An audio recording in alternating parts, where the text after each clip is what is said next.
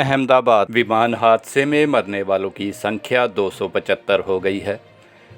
इनमें 241 विमान सवार और मेडिकल छात्र व अन्य 34 हैं। सिविल अस्पताल में शनिवार को 3 और शवों के डीएनए का परिजनों के डीएनए से मिलान किया।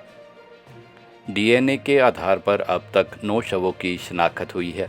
एयरक्राफ्ट एक्सीडेंट इन्वेस्टिगेशन ब्यूरो ने जांच शुरू कर दी है और अमेरिका और ब्रिटेन की एजेंसियों भी घटनास्थल पर पहुंची। केंद्रीय और राज्य एजेंसियों के अलावा अहमदाबाद में विमान दुर्घटना स्थल पर राष्ट्रीय सुरक्षा गार्ड एनएसजी की एक टीम तैनात की गई है। अधिकारियों ने बताया कि ये राहत कार्यों में अन्य एजेंसियों की सहायता करेगी। अहमदाबाद में हादसे का शिकार हुए बोइंग के ड्रीम लाइनर विमान के बेड़े की सुरक्षा जांच को और सख्त कर दिया गया है।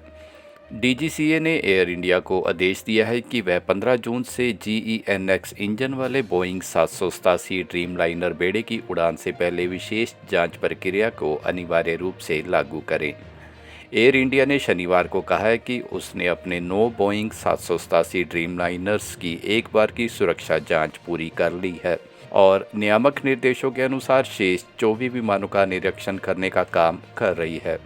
यह कदम डीजीसीए के उस आदेश के बाद उठाया गया है जिसमें सभी स्थानीय रूप से संचालित बोइंग 787 विमानों का निरीक्षण करने का निर्देश दिया गया है।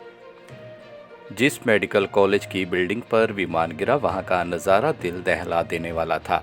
उस साइट पर जांच एजेंसियां, सफाई कर्मी जहां लापता लोगों का सुराग ढूंढते रहे, वहीं बाहर पीड़ित परिवारों की चीखें गूंजती रही।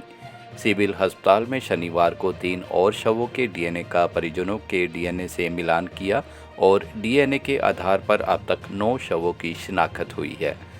जिस बिल्डिंग पर विमान गिरा था उसी की छत से इसका डिजिटल फ्लाइट डाटा रिकॉर्ड यानी ब्लैक बॉक्स मिल चुका है।